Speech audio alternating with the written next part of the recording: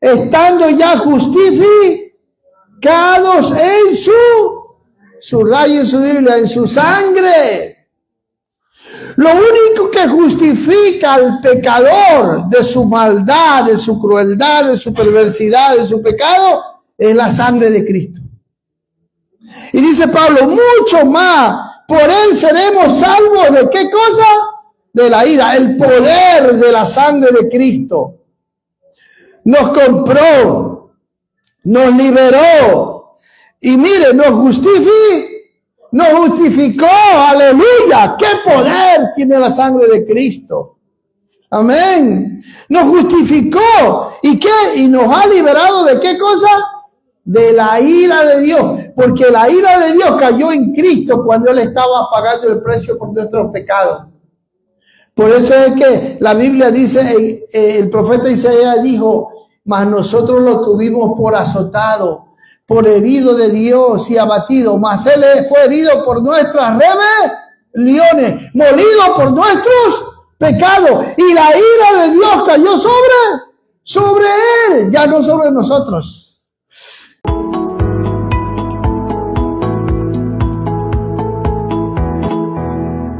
El Hijo del Hombre va según está escrito de Él. Mas hay de aquel hombre por quien el Hijo del Hombre es entregado. Bueno le fuera a ese hombre no haber nacido. Versículo 25, entonces respondiendo Judas, el que le entregaba, dijo, ¿soy yo, maestro? Le respondió, mire, diciéndole, le dijo, tú lo has dicho. Y mientras comían, tomó Jesús el pan y bendijo y lo partió y dio a sus discípulos y dijo, tomad, comed, esto es mi cuerpo. Y tomando la copa y habiendo dado gracia le dio, diciendo, bebed de ella todos, porque esto es mi sangre del nuevo pacto, que por muchos es derramada para remisión de los pecados. Y el versículo 29 dice, y os digo, que desde ahora no beberé más de este fruto de la vid, hasta aquel día en que lo beba nuevo, hasta que lo beba nuevo con vosotros en el reino de mi Padre. Pueden sentarse.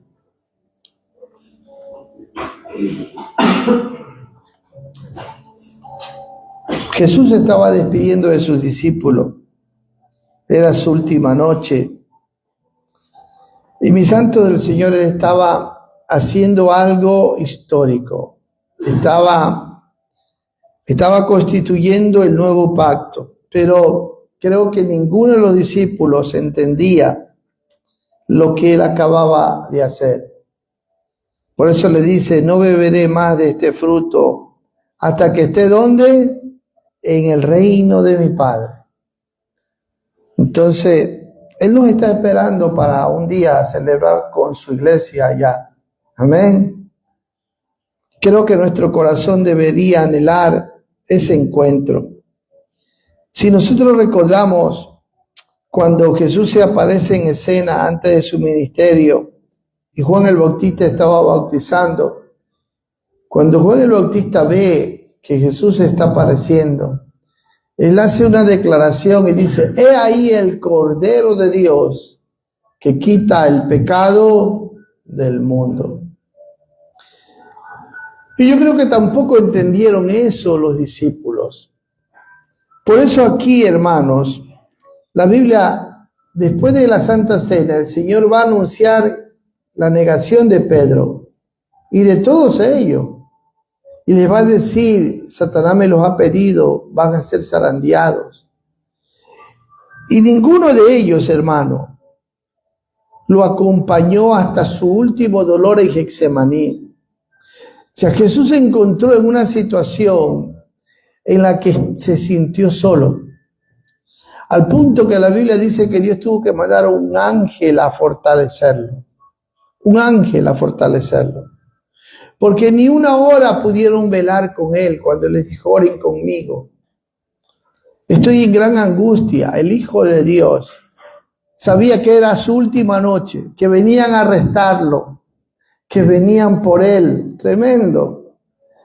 Mis santos del Señor, por eso que fue necesario que después que él resucitara, volviera a aparecérsele a todos ellos, para que lo que él estaba haciendo aquí en la Santa Cena y declarando, por eso el versículo 24 dice: a la verdad el Hijo del Hombre va según está escrito de él. Pero nada de eso entendieron hasta que Jesús se les apareció después de haber resucitado.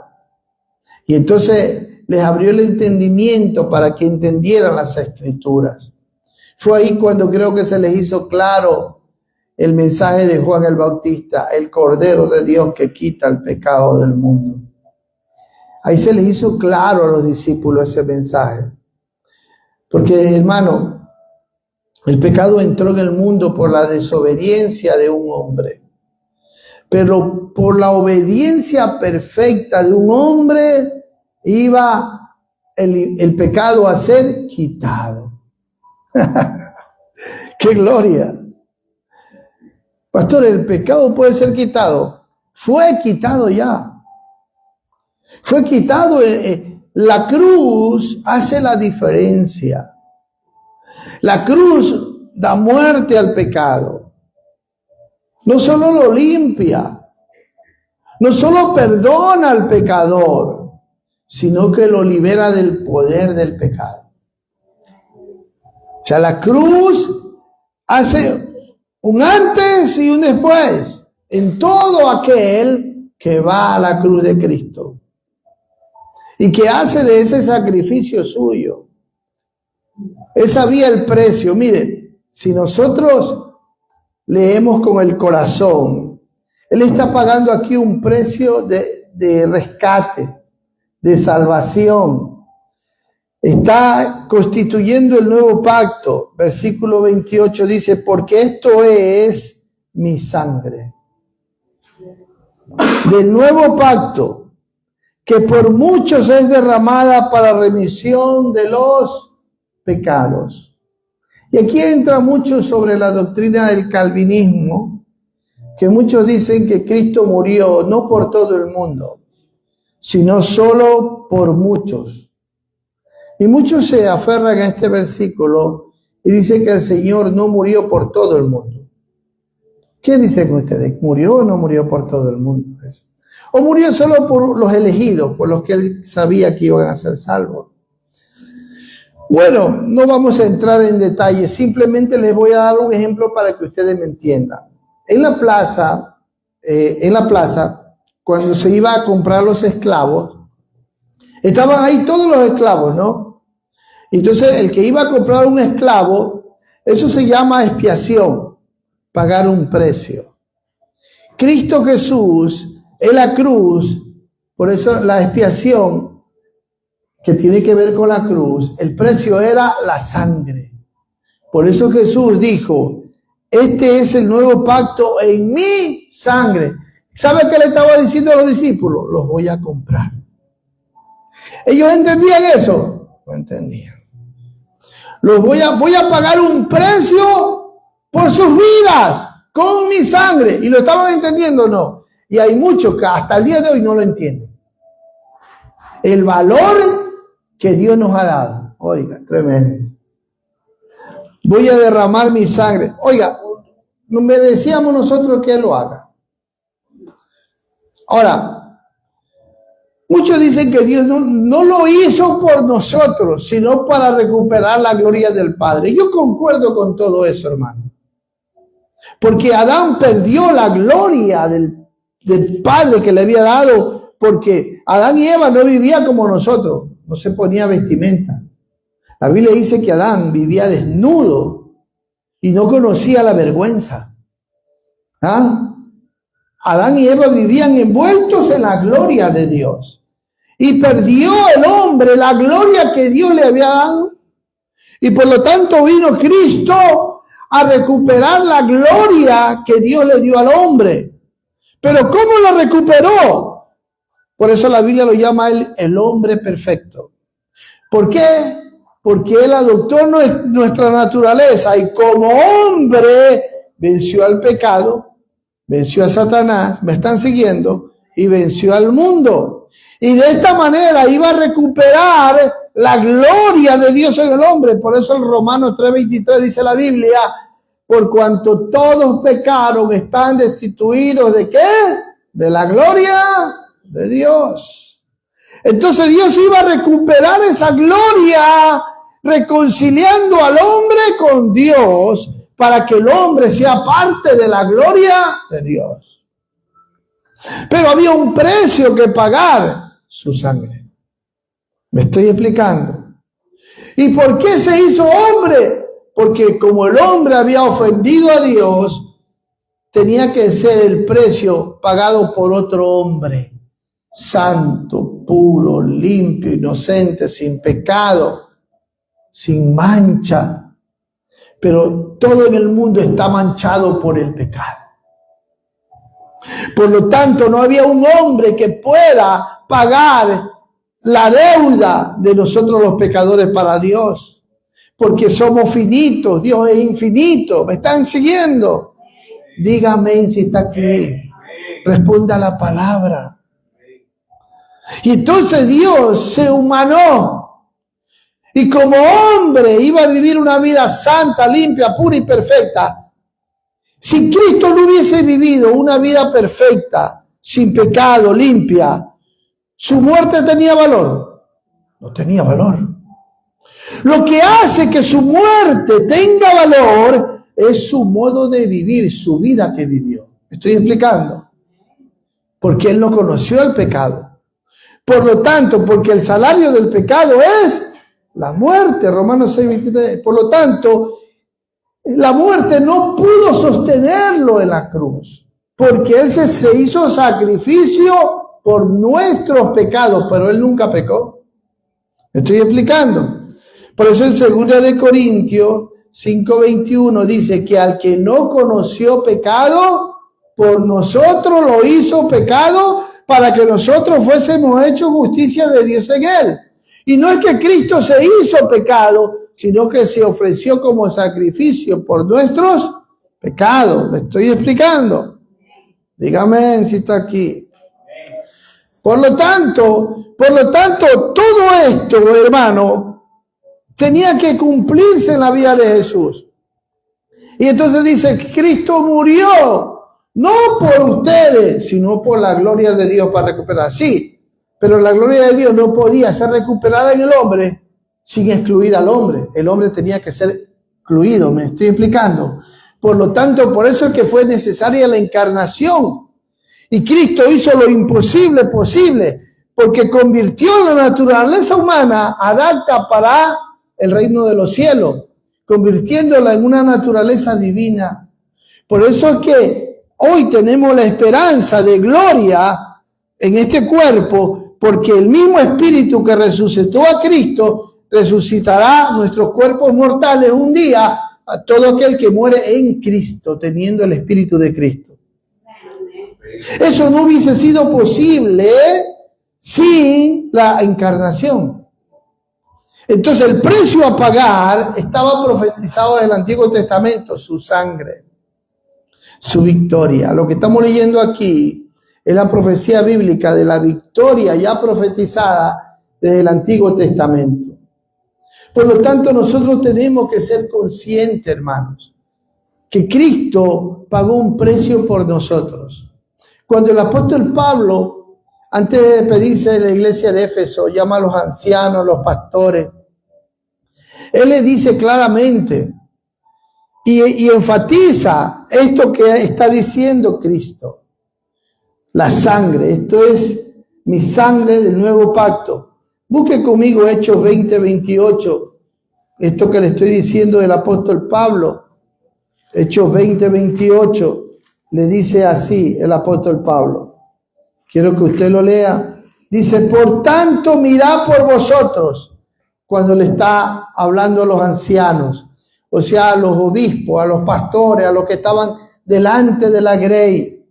Le dice, Por tanto, mirad por vosotros y por todo el rebaño en que el Espíritu Santo os ha puesto por obispo. ¿Quién es el que establece pastores en la iglesia y obispo? ¿Quién es? El Espíritu Santo, no es el pueblo. Aquí no entra la democracia, sino la teocracia. Porque el que escoge, el que elige, el que capacita, el que prepara, el que llama, el que te constituye en obispo, el pastor, no es el hombre, no es el pueblo, es el Espíritu Santo. ¿Me están siguiendo? No es el hombre a escoger a otro hombre para que lo pastoree, es el Espíritu Santo, que os ha puesto por obispo para apacentar la iglesia del Señor, la cual, y subraya en su Biblia, Él ganó por su sangre. Y le recuerda el apóstol Pablo a los obispos que la iglesia le pertenece ¿a quién?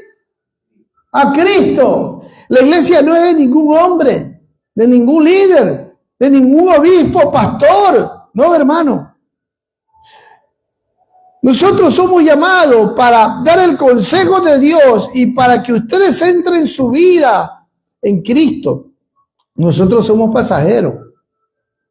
Amén. Y Pablo les está llamando la atención a ellos para que ellos no caigan en ese error de que muchos, los falsos profetas, los falsos apóstoles, obispos y pastores, iban a traer la atracción hacia ellos y no la iban a poner en Cristo. Querían que el pueblo los admirase. Querían que el pueblo y las masas los siguiesen a ellos. Y Pablo les está diciendo, habrán hombres así que se van a infiltrar en la iglesia, que van a querer traer la atracción de la gente que se fíen en ellos. Por eso si usted lee el versículo 29 dice, porque yo sé que después de mi partida entrarán en medio de vosotros lobos rapaces que no perdonarán al rebaño.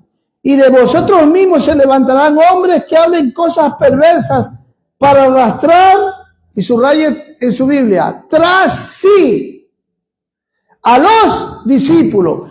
¿Qué dice? Para arrastrar tras sí. O sea, que pongan la atención sobre quién. Sobre ellos. Y la atención está sobre los predicadores, sobre los pastores, sobre los obispos, y no sobre Cristo. ¿Me estoy explicando? Atraer la atracción hacia ellos. Y Pablo dice, identifiquen todo hombre que quiera buscar fama, gloria propia, que quiera atraer las multitudes y las masas hacia que se concentren solo hacia él. Es un lobo. Es un lobo disfrazado de oveja. Tremendo.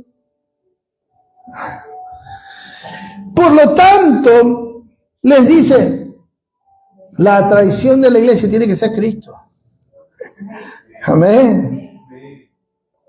Mi santo del Señor. Y vemos cómo el apóstol Pablo siempre enfatiza que la iglesia ha sido ganada a un precio, a precio de sangre. O sea, Dios pagó un precio por nosotros. Tremendo, hermano. Entonces, el ejemplo que le estaba diciendo, ¿no? En la plaza, cuando iban a vender a los esclavos, el que iba a comprar un esclavo pagaba un precio para ganárselo, para que sea suyo. Y esa es la expiación, ¿ya? Pagar un precio. Pero el esclavo estaba preso. Después venía la redención, que significa liberación. Una vez que él pagaba, él decía, ahora sí, abre la celda, o rompe las cadenas, o quítale la soga que lo tenía atado. Y eso se llama redención. Después, la expiación pagar y la redención liberar. Qué lindo, y el Señor hizo eso con nosotros. ¿Cuánto ha hecho eso? Ahí hay muchos que les gusta vivir todavía atados y vuelven a ponerse las cadenas del pecado y viven así. No se ponga eso, ya eso no le pertenece a usted. Ya Cristo lo hizo libre. Valore la sangre de Cristo. Hay que valorizar, hermano, el precio que Dios pagó por nosotros. Por lo tanto, mire, por eso dice Romano, vamos a Romano, capítulo 5. Yo les estoy recordando lo que ya les he enseñado, hermano. ¿Sí o no? Ustedes ya se lo saben de memoria, pero es bueno volverlo a recordar porque nuestra mente es frágil. Romanos 5:9 dice la Biblia. Leámoslo del 8 para entenderlo bien. Porque muchos dicen, ay, no, Cristo no murió por todos, murió solo por unos cuantos. No, la Biblia dice aquí, mas Dios muestra su amor para con nosotros, en que siendo aún pecadores, Cristo murió por nosotros. Versículo 9, pues mucho más, estando ya justificados en subrayo en su Biblia, en su sangre. Lo único que justifica al pecador de su maldad, de su crueldad, de su perversidad, de su pecado, es la sangre de Cristo. Y dice Pablo, mucho más, por él seremos salvos ¿de qué cosa? De la ira, el poder de la sangre de Cristo. Nos compró, nos liberó y mire, nos justificó, aleluya, qué poder tiene la sangre de Cristo, amén, nos justificó, ¿y qué? Y nos ha liberado ¿de qué cosa? De la ira de Dios, porque la ira de Dios cayó en Cristo cuando Él estaba pagando el precio por nuestros pecados. Por eso es que la Biblia dice, el profeta Isaías dijo, mas nosotros lo tuvimos por azotado, por herido de Dios y abatido, mas Él fue herido por nuestras rebeliones, molido por nuestros pecados, y la ira de Dios cayó sobre Él, ya no sobre nosotros. Qué lindo, ¿verdad? Cuando entendemos. Entonces, tenemos que no estar callados, sino decir, Señor, gracias. Pagaste un precio por mí. Me liberaste. Amén. Me justificaste. Y Señor me ha hecho libre de la ira porque ya tú te la llevaste en la cruz. Cristo pagó el precio por nosotros de la ira. ¿Verdad? Y ahí así entendemos el valor. Muchos usan la sangre de Cristo y creen que es como un amuleto. Señor, cubre mi carro con la sangre de Cristo. Cubre mi casa. Como que la sangre de Cristo fue derramada para cubrir sobre una casa, sobre un carro. Y cúbreme con la sangre de Cristo a mi esposo. O sea, ¿qué creemos? No, hermano. ¿Y saben por qué hacemos eso? Muchas cosas. Por ignorancia. Porque no entendemos para qué Cristo derramó su sangre. Para cubrir tu carro con su sangre.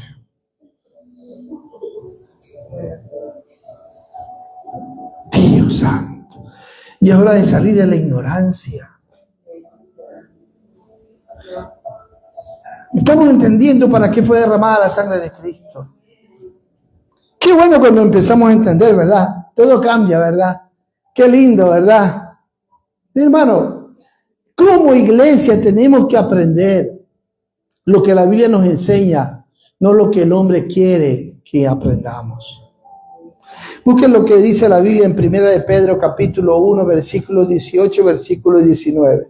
No es palabra mía, es palabra de Dios. 1 de Pedro capítulo 1, versículos 18 y 19. Sabiendo que fuiste rescatados. Mire, ¿para qué sirve la sangre de Cristo? Diga conmigo y subraye en su Biblia, para ser rescatados ¿de qué cosa? De vuestra vana manera de vivir. Hermano, sin Cristo, el pecador que no ha sido lavado con la sangre de Cristo sigue viviendo una vida de pecado. La sangre de Cristo tiene el poder para rescatarte de una vida vana. ¿Qué significa la palabra vana? Sin propósito. Vacía, hueca. Pero cuando tú has sido lavado con la sangre de Cristo, Dios te ha rescatado de ese modo de vivir. Ahora tú sabes para quién vives, el propósito de tu existencia. Amén. Vives para la gloria de Dios. Has sido rescatado de esa vana manera de vivir, la cual recibiste de vuestros padres. Está hablando ahí de la naturaleza pecaminosa que se te fue transmitida. Amén. Porque tú viniste al mundo por un espermatozoide de un hombre pecador. Pero ahora en Cristo Jesús vino a tu vida un nuevo espermatozoide del cielo. Ay, pastor, ¿qué está diciendo? Sí, porque todos los que hemos nacido de Dios contamos con la simiente de Dios. ¿Y qué es la palabra simiente? Espermatozoide. Somos descendientes de Dios. Tremendo. Quiere decir que todo aquel que es cristiano ha recibido una nueva naturaleza, la naturaleza de Dios, la naturaleza divina. Hemos sido rescatados ahora y contamos con esa nueva naturaleza. Busque eso en su Biblia en Primera de Juan capítulo 3 versículo 9, donde dice que todo aquel que es nacido de Dios no peca, porque la simiente de Dios está en él y no puede pecar porque es nacido de Dios. Y eso, Primera de Juan capítulo 3 versículo 9, y le hablo del 8 al 9, eso lo he dicho en su casa. Ya, sigamos adelante. Y sigamos acá en Pedro, dice, la cual recibiste de vosotros, de vuestros padres, no con cosas corruptibles, como oro o plata, versículo 19, sino con la sangre preciosa de Cristo, como de un cordero sin mancha y sin contaminación. La sangre de Cristo, hermano. Mire, aquí está el Cordero de Dios. Lo que dijo Juan el Bautista. En Juan 1:29, es ahí el Cordero de Dios que quita el pecado del mundo. Sino con la sangre preciosa de Cristo, como de un cordero sin mancha y sin contaminación. ¿Qué poder tiene la sangre de Cristo? Nos deja puros, limpios, sin mancha. Y sabe, nosotros contamos con esa sangre cuando vivimos en obediencia. Esa fuente de la sangre de Cristo, hermano, sigue fluyendo para seguir purificando nuestros corazones. Pero para que pueda seguir en esa acción purificadora, nosotros tenemos que aprender a vivir en luz, no en tinieblas. Por eso Jesús dijo, yo soy la luz del mundo. El que me sigue no andará vivirá en la luz de Cristo. Y entonces encontrará esa fuente para que lo siga purificando.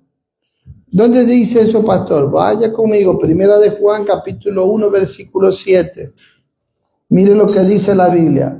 Pero si andamos en luz, como Él está en luz, y ahí dice, ¿cómo sabemos si estamos caminando en luz? Ahí mismo lo dice. Tenemos comunión unos con otros. Y mire cuál es el resultado de vivir sanamente, teniendo comunión. O sea, donde no hay pleito, donde no hay resentimiento, donde no hay enemistad, donde no hay ira, enojo, disecciones, nada de eso. Porque usted está aprendiendo a vivir en luz, usted está caminando en comunión. Unos, está hablando de relaciones, ¿sí o no? Relaciones. Donde hay relaciones sanas, corazones sanos. Tú no tienen el problema de vivir en comunión. Le llaman. No tienen problema de saberse corregir unos a otros, de saberse amonestar, de saberse perfeccionar. Dice que cuando usted vive de esa manera, miren lo que usted con qué cuenta, con la sangre de Cristo. Y la sangre de Jesucristo, su Hijo, nos limpia de todo pecado. O sea, para que usted siga contando con la sangre de Cristo y pudiendo purificarse en esa sangre, usted tiene que aprender a vivir en luz y en comunión. En luz y en comunión. Y si usted está aprendiendo a vivir en luz y en comunión, la sangre de Cristo lo sigue limpiando. Así que cuando usted cae, peca, porque pecamos muchas veces por imperfección, no porque queremos, porque el Hijo de Dios cuenta con la simiente de Dios y por lo tanto no puede. No es que no quiere, es que no puede. No puede pecar. ¿Y por qué no puede? Porque la simiente de Dios está en él. Por lo tanto, el Hijo de Dios tiene una capacidad divina, pero como en esta naturaleza humana, por nuestra imperfección muchas veces pecamos. Pecamos, pero no con la intención, pero para Dios ya es pecado. Pero si usted reconoce, oye, usted me trató así, me hizo sentir así, ay, yo no me di cuenta, perdónenme, no fue mi intención. Y usted es humilde y usted reconoce su error. ¿Sabe qué hace? La sangre de Cristo lo limpia de todo pecado. Y usted sigue en comunión con esa otra persona. Y usted dice, ay, gracias por hacerme ver mi falta, mi error. ¿Quién ya alcanzó la perfección? Hace la mano. Nadie. Por lo tanto, somos imperfectos. Y por lo tanto, necesitamos perfeccionarnos unos a otros. Y en ese proceso, ¿pecamos o no pecamos? Fallamos. No sé, ¿cuántos padres se han equivocado muchas veces al corregir a sus hijos mal? ¿Y le han pedido perdón después? O viceversa. O madre a hija, o hijo a padre, o hermano a hermana, o pastor a oveja, o viceversa. Pero cuando aprendemos a tener comunión, la sangre de Cristo, ¿qué hace? Nos limpia. ¿Me estoy explicando, hermano? Por eso Santiago 5:16 dice, confiesen vuestras ofensas unos a otros para que sean sanados. O sea, limpieza. Se sanan, se liberan de pesos, de culpas, de vergüenza. Y la sangre de Cristo sigue fluyendo y limpiando al cuerpo de Cristo, a la iglesia. Sigue limpiando y sigue sanando. ¡Qué gloria! ¿Estamos entendiendo el poder de la sangre? Ahora, preguntémonos, ¿estamos viviendo en luz y en comunión? Eso es importante. Amén. Ahora, vamos a ver otro ejemplo. Apocalipsis 1:5 dice la Biblia así, mire. No es mi palabra, es palabra de Dios. Apocalipsis 1:5 dice, y de Jesucristo el testigo fiel, el primogénito de los muertos y el soberano de los reyes de la tierra, al que nos amó. Mire, subraya en su Biblia, al que nos amó. Siéntase amado por Dios. Aleluya. Y subraya en su Biblia, nos lavó. Aleluya. De nuestros pecados con su sangre. Hermano, Cristo derramó su sangre para limpiar nuestros pecados pasados solamente, o presentes y futuros. Él derramó su sangre para derramar nuestros pecados pasados, presentes y futuros. Y bienaventurado todo aquel que todavía sigue lavando su vida en la sangre de Cristo. Qué lindo, ¿verdad? Cuando entendemos esto. Por eso que cuando en el Apocalipsis, en el tiempo de la gran tribulación, donde ya está la iglesia en el cielo, porque si usted lee Apocalipsis capítulo 5, ya la iglesia está en el cielo cuando dice de todo pueblo, lengua y nación. En el capítulo 4 empieza Juan siendo arrebatado al cielo. Bueno, este es un paréntesis, pero para entender lo que es la sangre también. Amén. Porque la sangre está operando ahora en el tiempo de la gracia. Y después la sangre de Cristo va a dejar de operar en el tiempo de la gran tribulación. No, va a seguir operando la sangre de Cristo. Porque la sangre de Cristo está dispuesta a seguir limpiando los pecados del hombre. Por lo tanto, ahora en el tiempo de la gracia es donde el Señor está llamando al arrepentimiento, sea a judíos que a gentiles. ¿Me estoy explicando? Y mire, la diferencia entre el arrebatamiento y la segunda venida de Cristo, ¿sabe dónde usted la encuentra? En Mateo 24, donde en Mateo 24 dice que los tiempos finales, antes de la venida de Cristo, donde nadie conoce ni el día ni la hora, solo el Padre, ni aún los ángeles conocen, dijo Jesús. ¿Cómo sería la condición del mundo? Antes como del diluvio, dijo, y antes como en los días de Sodoma y Gomorra, donde estaban divirtiéndose, casándose, dándose en casamiento, haciendo banquetes, construyendo, edificando. Todo era como Sodoma y Gomorra, la inmoralidad. Y dice que en un abrir y cerrar de ojos uno será tomado y otro será dejado. Todo eso habla en Mateo 24. Pero ¿de qué venida está hablando ahí? Del arrebatamiento. Dígame una cosa para que usted me entienda.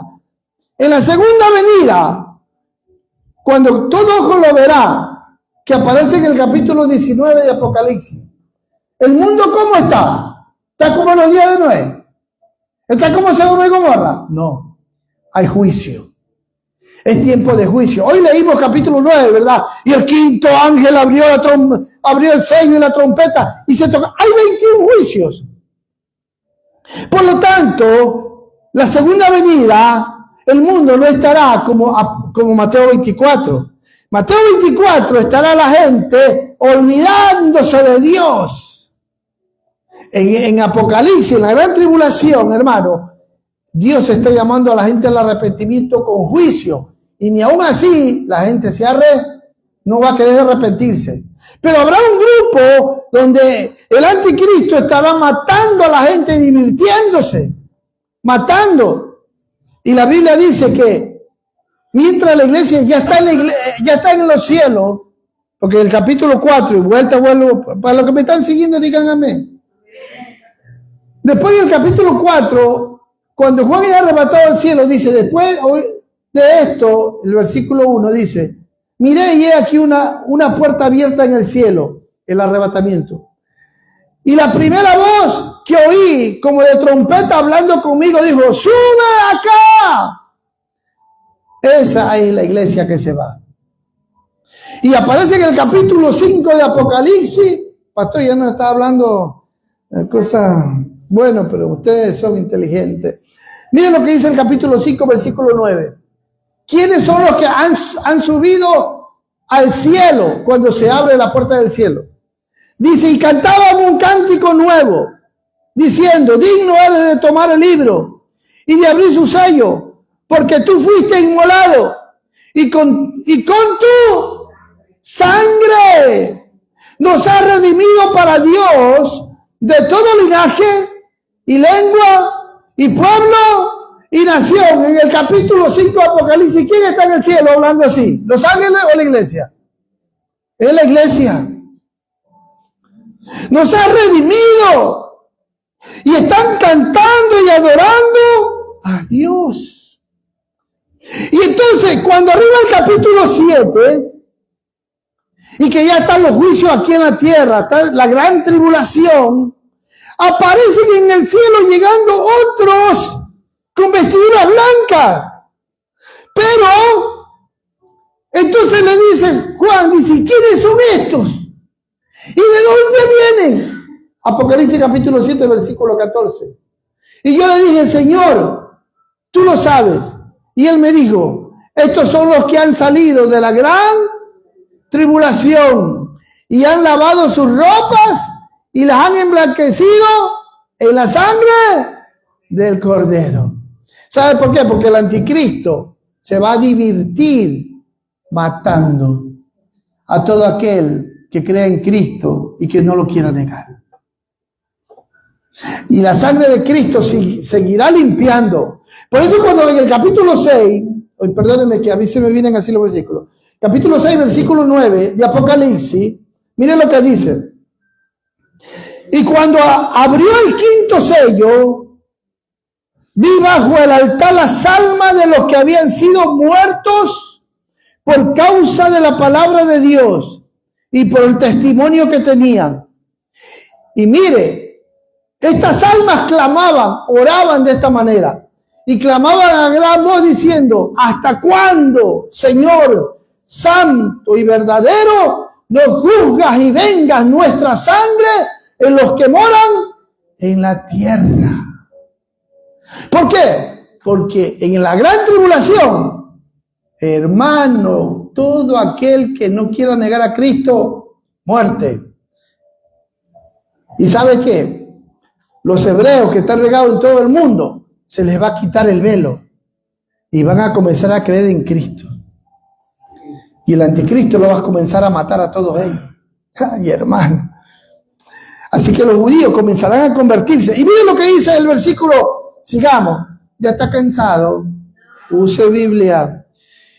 Y el versículo 11 dice: y se les dieron vestidura blanca y se les dijo que descansasen todavía un poco de tiempo hasta que se completara el número de los consiervos y sus hermanos, que también habían de ser muertos como ellos. ¿Sí ve la diferencia entre antes que termine la gracia y el tiempo de la gran tribulación? Ahí estarán bailando, haciendo fiesta, divirtiéndose como antes de Sodoma y Gomorra, y estarán vendiendo, cazando. No, tiempo de juicio. Hay muerte, hay castigo. Por eso tenemos que saber diferenciar estas dos etapas. Y por eso es que la iglesia habla así. ¿Quiénes son estos? ¿De dónde vienen? Si la iglesia ya está en el cielo. Estos son los santos de la gran tribulación, que forman parte de otro grupo que también está siendo salvo. Me estoy explicando. Pero que no forman parte de la iglesia. Bueno, ya eso es escatología, que es lo que les estoy diciendo. Quedémonos con un último versículo. ¿Quieren seguir? Busque conmigo Apocalipsis capítulo 12, versículo 11. Y dice la Biblia así: y ellos le han vencido. ¿Por medio de quién? De la sangre. Mire qué poder tiene la sangre. La sangre nos hace vencedores. Ellos lo han vencido con la sangre del Cordero y de la palabra del testimonio de ellos, y menospreciaron su vida hasta ¿qué? Hasta la muerte. Todo aquel que de verdad está valorizando la sangre de Cristo está dispuesto a dar su vida por esa sangre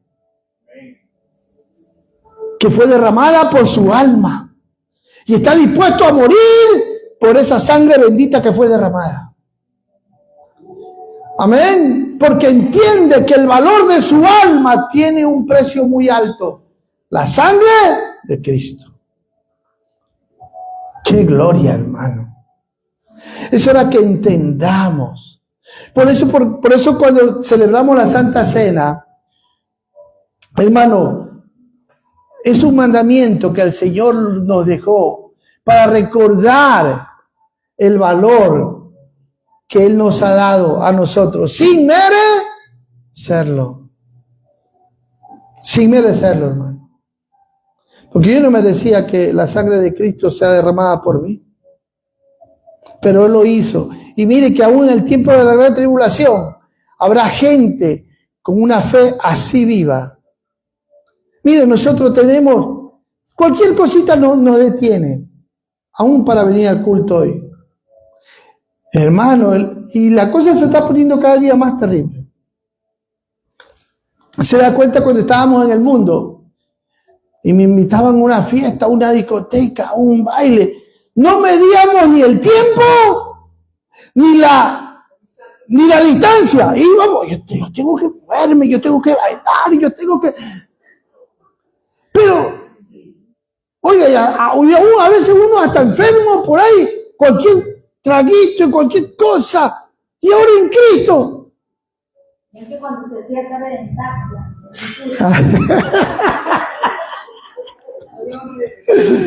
Y ahora en Cristo. Hermano, es que la iglesia queda muy lejos. Es que me duele la cabeza. Oiga, usted hasta con dolor de cabeza se iba a bailar, ¿sí o no? Hermano, en el amor de Cristo, Mire el poder de la sangre de Cristo. Usted está valorando la sangre de Cristo. Hay que valorarla, hermano. Amén. Nos quedamos ahí, hay tanto que hablar. Señor,